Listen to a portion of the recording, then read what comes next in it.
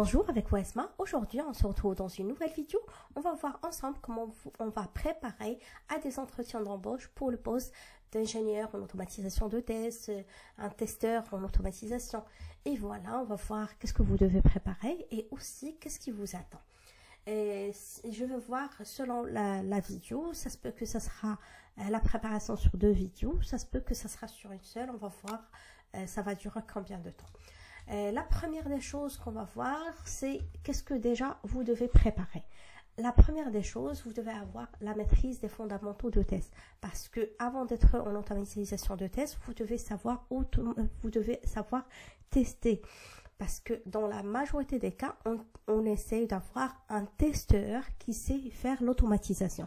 C'est rarement qu'on demande directement à un développeur qui nous automatise les scripts, on l'explique le besoin, qui l'automatise. Mais ça arrive. J'ai travaillé dans des boîtes où tout simplement le test manager il exprime le besoin des scripts à automatiser aux développeurs et c'est les développeurs qui créent le script et par la suite on teste.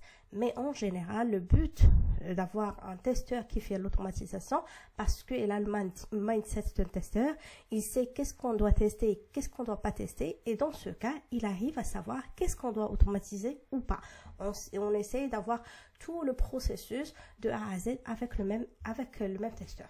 Du coup, la première des choses, il faut comprendre les concepts de base. Assure-toi de bien comprendre les types de tests. Par exemple, lorsqu'on parle de tests unitaires, les tests d'intégration, les tests fonctionnels, les tests de régression, etc. Bien sûr, dans la chaîne, il y a pas mal de vidéos où on va vous expliquer tout ça, c'est quoi les tests unitaires. Mais brièvement, les tests unitaires, c'est tout simplement lorsque le développeur il va créer un script. Dans la première phase, et c'est lui qui va le tester, et c'est ça les tests unitaires. Les tests d'intégration, c'est tout simplement, lorsqu'on travaille dans des gros projets, on a presque tout le temps plusieurs développeurs qui travaillent sur des blocs de code. Et lorsqu'on va intégrer ces blocs de code, on doit les tester. Et c'est ça la phase de test d'intégration. Et les tests fonctionnels, c'est tout simplement, la majorité des testeurs y font, c'est les tests fonctionnels.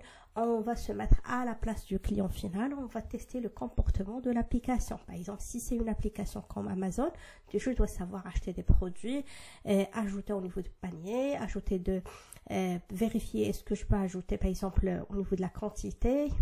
Tout ça, je vais vérifier. Aussi, je vérifie la performance de site. Est-ce que, par exemple, j'arrive à payer rapidement? Est-ce que ça prend du temps? Est-ce que pour charger une page, c'est rapide? Je sens pas que j'attends ou j'ai l'intention d'abandonner la page. Tout ça, on le teste. Voilà, c'est ça les tests fonctionnels. Les tests de régression, c'est tout simplement lorsqu'on ajoute un composant, une fonctionnalité, est-ce qu'il n'a pas cassé l'existant? C'est ça tout simplement le test de régression.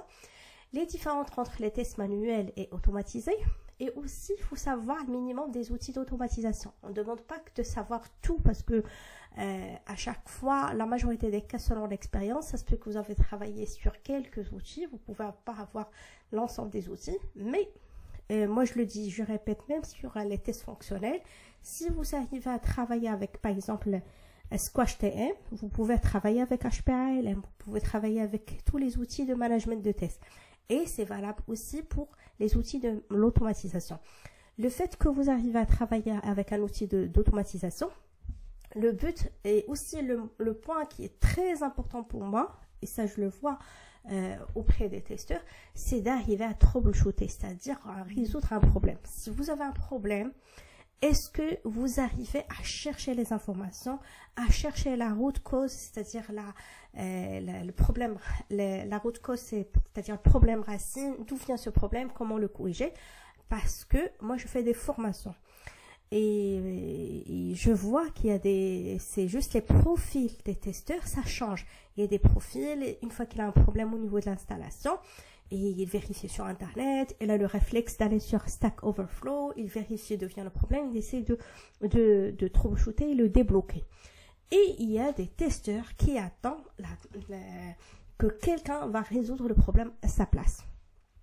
Dès qu'il a un problème d'installation, il demande « Ah, ça marche pas pour moi, non, ça marche pas. » Mais ça, dès le début, ça sent que ça va avoir des problèmes au niveau de l'automatisation de tests. Parce que à la rigueur, au niveau des tests fonctionnels, si vous n'aviez pas installé, on va dire, ça va. Vous êtes censé, mais quand même au niveau de tests fonctionnels, on fait la création parfois des environnements, l'ajout des données au niveau de la base de données. Il y a selon les contextes de projet, c'est pas tout le temps comment ils vous présentent. J'ai vu qu'il y a j'ai eu des contacts avec des personnes qui sont passées par des centres de formation. Ils expliquent que c'est comme tous les projets, ils vont être comme par exemple, le site de Amazon ou une application bancaire, tu vas juste cliquer ici, vérifier le résultat. Est-ce que c'est correct ou pas? Non, ça passe pas comme ça au niveau du test. Il y a des sujets qui sont complexes.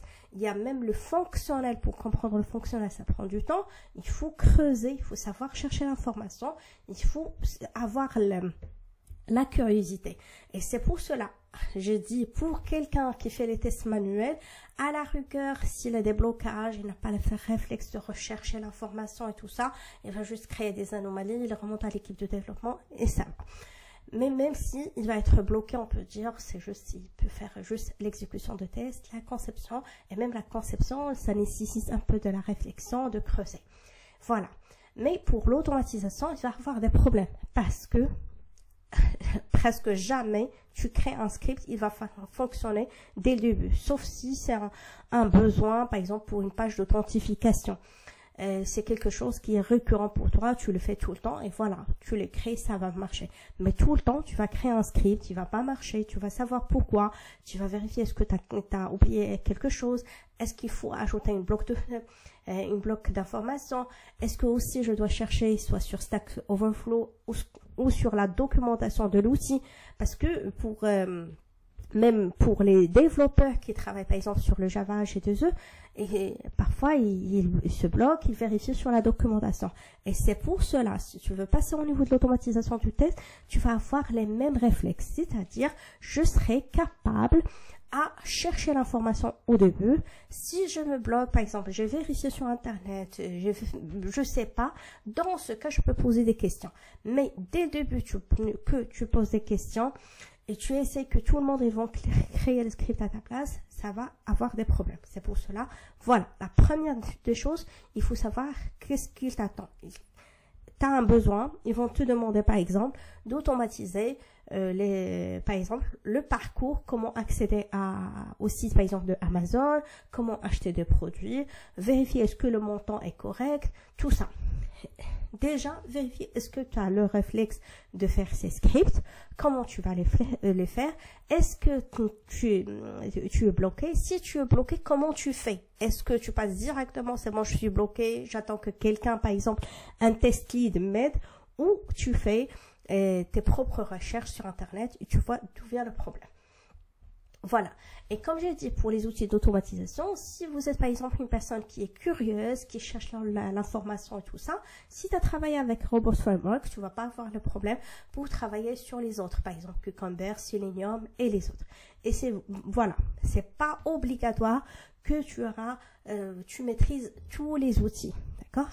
Je peux te dire, tu peux maîtriser par exemple Robot Framework, Cucumber ou Selenium, et par exemple, pas juste avoir des informations sur ça, savoir créer des scripts, et par exemple, si la boîte il travaille avec un autre outil, c'est juste s'il a mis ça dans l'annonce, tu peux vérifier sur Internet de quoi il s'agit, comment l'utiliser, et tu peux avoir, c'est juste, je demande pas la maîtrise de l'outil, et voilà, le jour J de l'entretien, tu arrives à expliquer de quoi il s'agit, tu as une idée déjà sur l'interface, comment on se connecte, est-ce que on peut automatiser par exemple avec Python ou avec Java, voilà, des choses qui montrent à la personne qui est face à vous que vous êtes quelque chose, une personne dont on peut faire confiance et on peut la mettre dans ce poste, il peut travailler.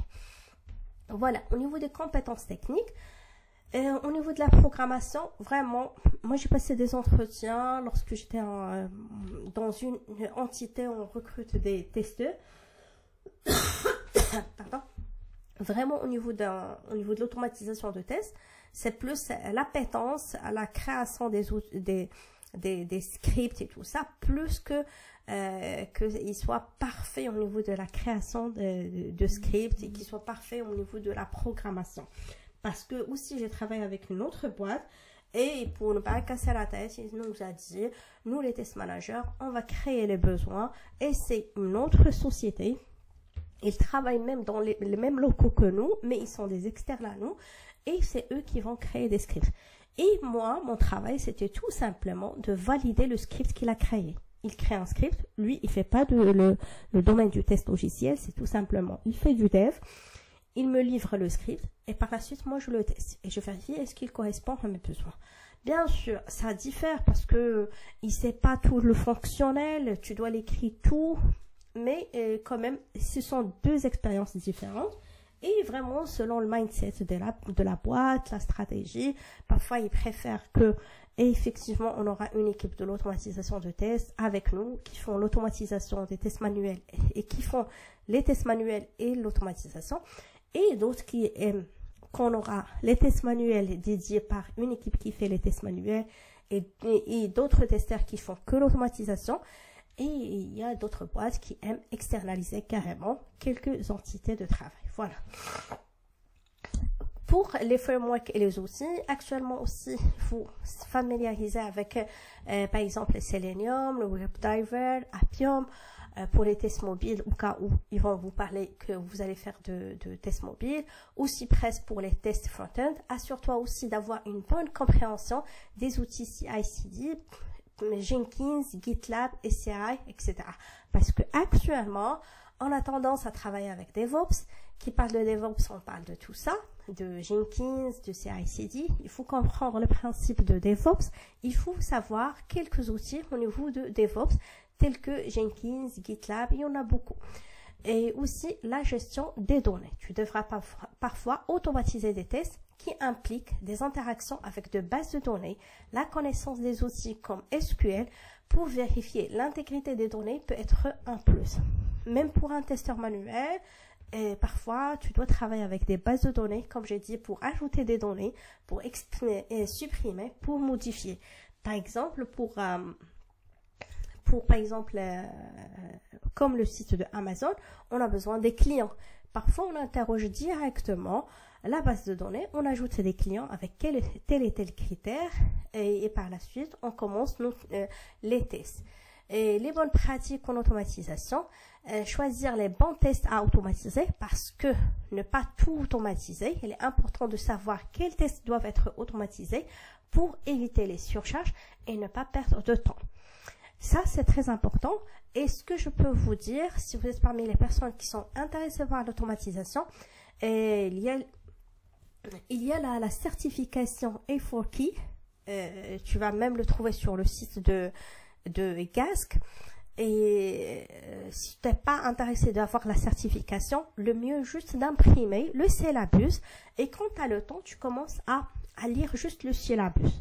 Il va te donner une idée pourquoi on automatise.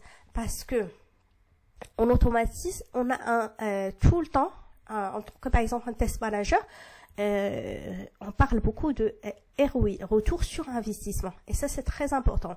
Je ne vais pas tout automatiser parce que déjà, les tests, ça coûte trop cher pour les automatiser. Déjà, il faut écrire tout le parcours, par la suite de le déléguer à quelqu'un qui va l'automatiser. Lorsqu'il va l'automatiser, on va le tester ce script, est-ce qu'il fonctionne? Du coup, est-ce que ça vaut le coup de faire tout cet effort si le test, on va l'exécuter, par exemple, une fois par an? C'est pour cela, il y a des tests qu'on le choisit. Et les tests, en général, c'est les tests qui sont récurrents, qu'on l'exécute tout le temps et qui vont pas être, par exemple, qu'on va pas les modifier, par exemple, pour le mois prochain. On sait qu'on a, par exemple, une livraison et on va effectuer une modification sur un tel et tel parcours. Dans ce cas, c'est pas la peine de l'automatiser parce que même si on va l'automatiser, lorsqu'on va changer le parcours, le script, il va plus fonctionner. Et dans ce cas, on doit le mettre à jour. C'est ça, il faut compter un coût de mettre à jour des scripts. Et c'est pour cela, lorsqu'on parle de les retours sur investissement de scripts qu'on a automatisés, la première des choses, il faut vérifier est-ce qu'on l'exécute tout le temps? Est-ce que, par exemple, ce sont les tests de régression? Et est-ce qu'on va pas le modifier, par exemple, d'ici un mois ou 2 mois? C'est ça le premier réflexe qu'on vérifie. Et bien sûr, si on a une liste, par exemple, si supposons on a des centaines de tests qu'on les répète, dans ce cas, on va voir par priorité qu'est-ce qu'on souhaite l'automatiser et ainsi de suite. À chaque fois, on va faire, par exemple, si la personne, on va lui demander de faire 10 par 10, on va lui donner par exemple un backlog, voilà les scripts que vous allez commencer, la prochaine fois voilà, ainsi de suite, il aura une idée, qu'est-ce qu'il attend pendant un laps de temps. Et voilà, maintenir les tests, il faut savoir qu'on a des scripts, lorsqu'il y aura des modifications, on va les mettre à jour, et c'est pour cela, il faut savoir, comme j'ai dit, choisir les tests, mais par la suite, lorsqu'on utilise par exemple des scripts qui sont automatisés depuis, par exemple, 3 ans, à un moment donné, suite à des changements au niveau de l'application, on doit les mettre à jour. Et dans ce cas, vous devez être capable de créer des scripts et de mettre à jour les scripts qui vont être obsolètes ou qui doivent être à jour. Et voilà, il y a quelques entretiens, ils vont vous demander des tests techniques pour s'assurer est-ce que vous automatisez, est-ce que vous arrivez à créer un script correctement. Aussi, vous pouvez, pendant l'entretien, pardon, je suis enrhumée, c'est pour cela que je n'arrive pas à parler correctement. Et parfois, le mieux, lorsque vous commencez en discussion avec la personne, lors de l'entretien, vous pouvez juste inclure, soit directement ou indirectement, que vous avez travaillé sur des sujets en automatisation de tests, que ce soit c'est par quelque chose que vous aimez, soit au niveau de l'école, vous avez fait un sujet, par exemple, de fin d'études, soit même vous avez eu la possibilité de faire un stage et vous avez mis la main sur les tests, et dans ce cas, vous avez commencé à aimer le domaine du test logiciel, et vous avez aussi vu qu'il y a la casquette de l'automatisation de tests. Tout ça, c'est à vous de modeler votre entretien. Et c'est pour cela, je dis que la préparation de l'entretien, c'est quelque chose qui est très bien. Même si vous avez de l'expérience, vous avez passé des dizaines d'entretiens, avant votre entretien, c'est très bien de faire une préparation. Parce que d'un recruteur à un autre, il attend quelque chose de spécial de vous. Ça se peut que le recruteur précédent, il demande d'une personne qui maîtrise l'automatisation et tout ça. Mais maintenant, la personne, il préfère juste avoir que vous avez la mindset, que vous avez quelque chose qui a la curiosité. Vous allez creuser au niveau du sujet. Vous allez vérifier les sujets dont vous pouvez automatiser ou pas. Et c'est pour cela, il veut te donner lead sur le sujet de l'automatisation. C'est pour ça, il faut que tu le montres. C'est pas un simple exécutant. On va te donner des scripts, tu vas les exécuter, mais tu dépasses cette étape. Tu peux prendre la lead sur le sujet, c'est-à-dire tu proposes quels sont les sujets qu'on peut l'automatiser ou pas. T'as des critères de choix et tout ça, c'est pour cela, on revient sur la partie où je t'ai dit le mieux que de lire le syllabus. Même si tu fais pas la certification, même si le syllabus, c'est presque, il y a des parties où c'est purement théorique, mais c'est juste, il te donne une idée, qu'est-ce qu'on attend par quelqu'un qui va faire l'automatisation.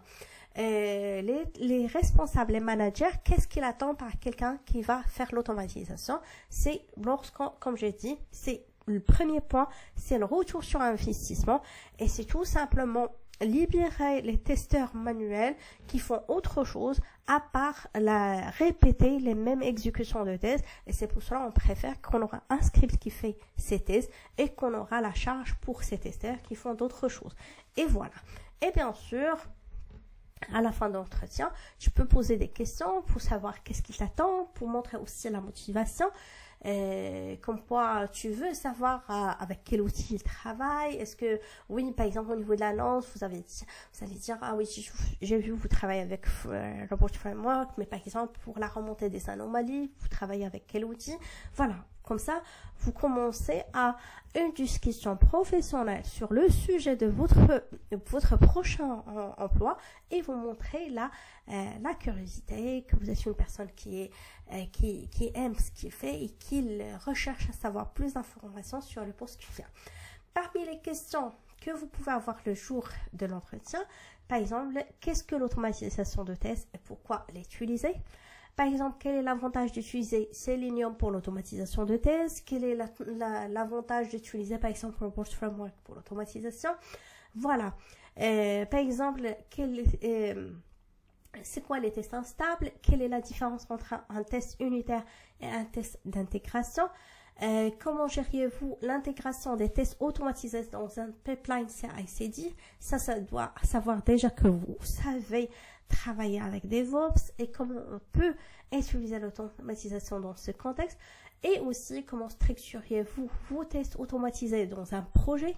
Quelle est la différence entre TestNG et JUnit? Et ça, c'est valable pour l'ensemble des outils. Ça se peut qu'il va vous dire, ah, quand vous avez travaillé avec Selenium et le Board Framework, c'est quoi pour vous, c'est quoi la différence entre les deux? Qu'est-ce que vous préférez? Et voilà, c'est tout simplement, il n'essaie pas d'avoir la réponse exacte parce que tu peux reformuler ta réponse avec pas mal d'idées. C'est tout simplement essayer de savoir est-ce que vraiment tu connais ces outils, est-ce que tu as mis la main sur ces outils, et le mieux que tu commences avec des exemples. Par exemple, moi, lorsque j'ai travaillé avec Robot Framework, j'ai vu que ça et ça et ça.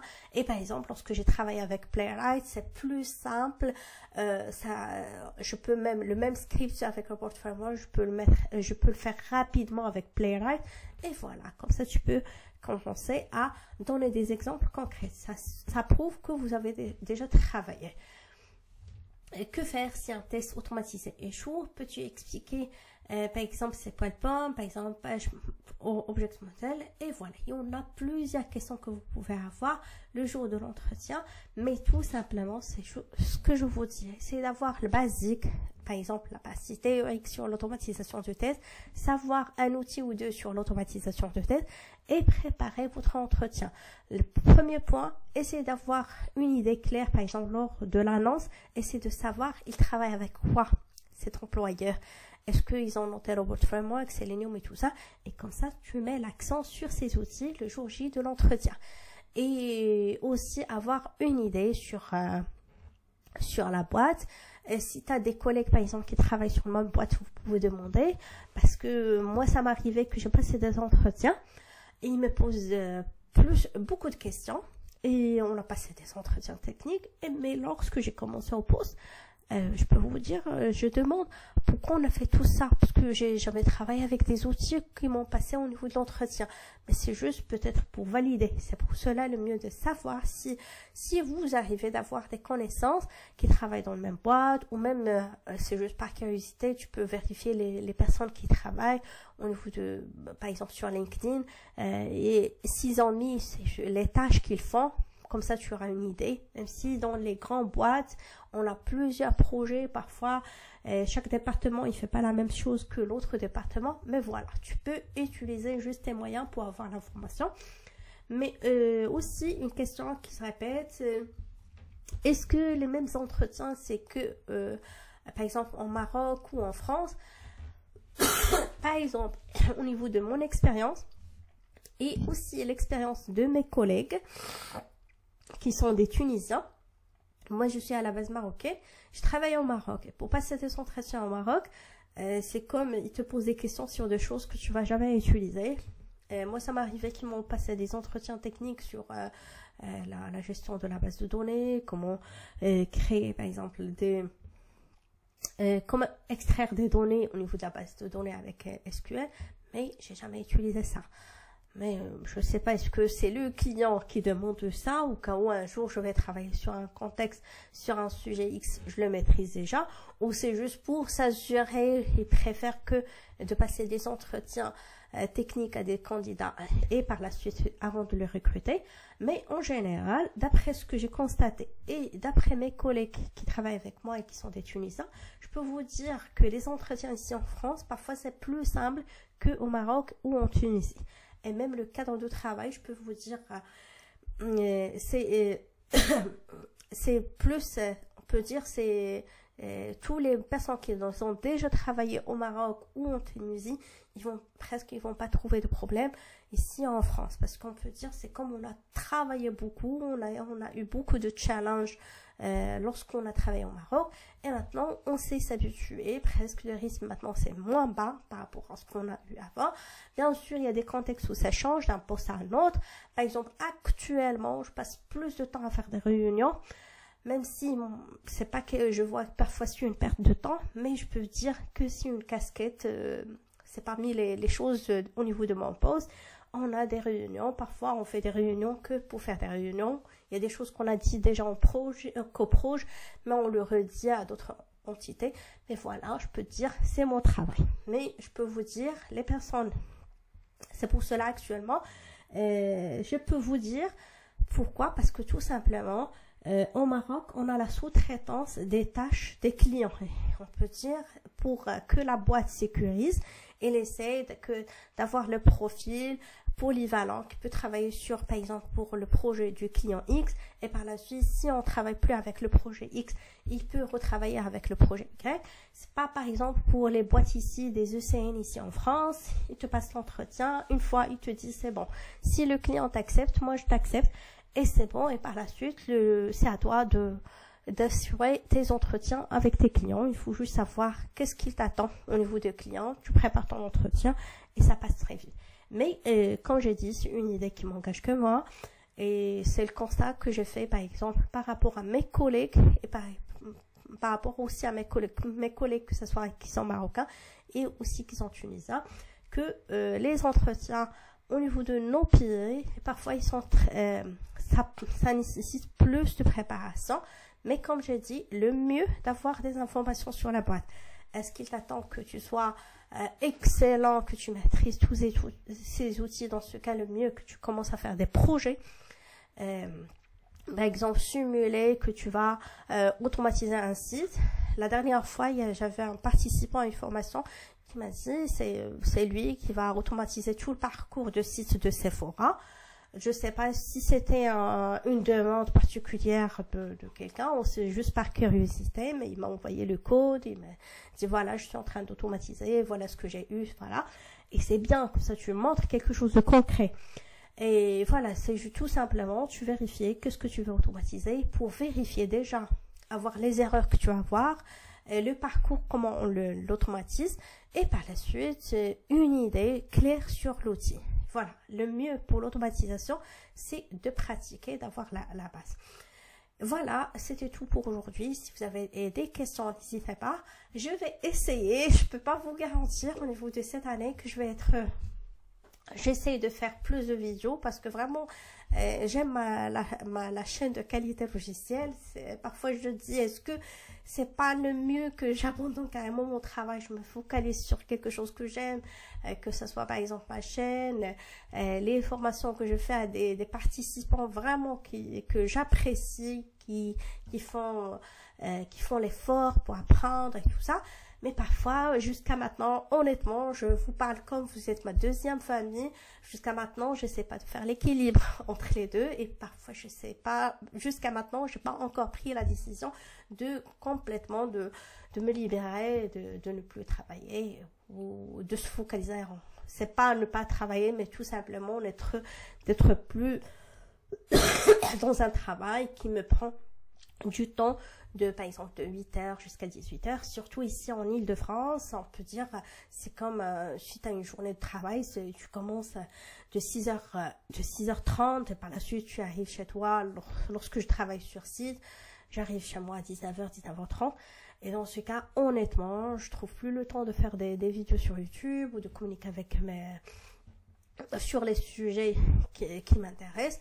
Et voilà, avant j'étais sur une mission qui est 100% télétravail et j'étais focus sur tout ce qui est objectif. C'est-à-dire, j'ai une action, je dois la faire et par la suite, j'ai du temps à faire ce que je fais. Maintenant, je suis sur un projet qui me prend beaucoup de temps. Comme j'ai dit, parfois je passe beaucoup de temps à faire des réunions et par la suite, je dois envoyer des comptes rendus et par la suite, je dois avancer au niveau de mon travail. Vraiment, c'est quelque chose qui me prend beaucoup de temps, que ce soit au niveau du travail et j'arrive plus à faire l'équilibre entre les deux. Mais cette année, je vais voir comment je vais faire, comme ça, parce que moi je veux faire des vidéos, c'est quelque chose qui m'intéresse, que j'aime, je trouve du plaisir à communiquer, à partager ce que je sais, de creuser sur des sujets qui m'intéressent sur le domaine du test logiciel. Et voilà, si la vidéo c'est quelque chose que vous aimez, la chaîne c'est quelque chose que vous aimez, n'hésitez pas de s'abonner, de liker, de partager la vidéo. Comme ça, YouTube peut partager la vidéo, c'est les algorithmes de YouTube. Dès qu'on met pas des vidéos sur YouTube, ils ne proposent plus nos vidéos pour d'autres participants. Et voilà, je vous souhaite une excellente journée.